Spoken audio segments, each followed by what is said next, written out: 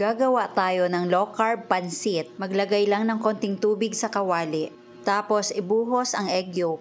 Huwag pong i-beat ang egg yolk. Pasensya na po at nagbuo-buo na yung iba dahil galing na po ito sa chiller. Tapos maglagay ng konting asin at nag-sprinkle lang po ako ng Cheddar's green dahan moringa powder. Lutuin po ito over low heat. Kapag luto na ang isang side, flip lang po natin ito. Tapos hintayin lang hanggang sa maluto ang kabilang side. Tapos dahan-dahan iahon at ilagay sa chopping board.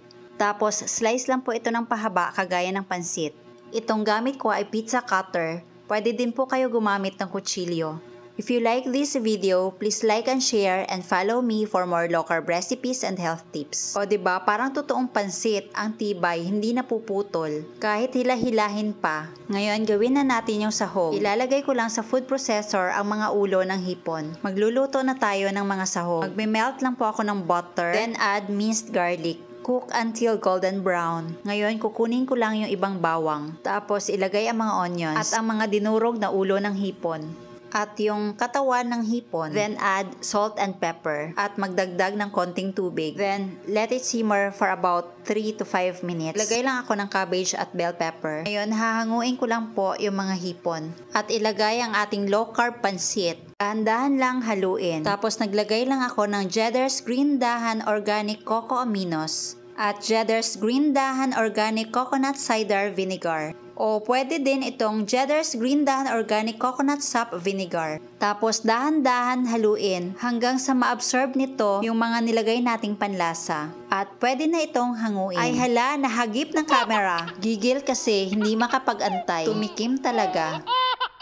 Pero alam nyo, parang masarap. Ngayon, mag-plating na tayo.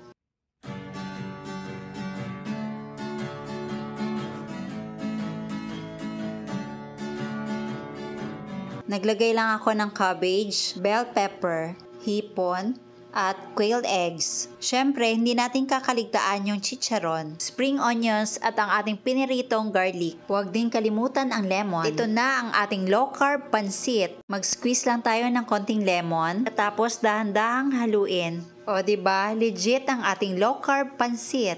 Tikman na natin. Ang sarap!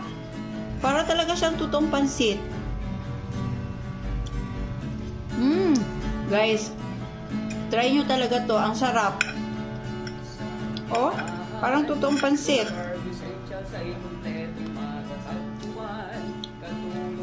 Loaded with ingredients.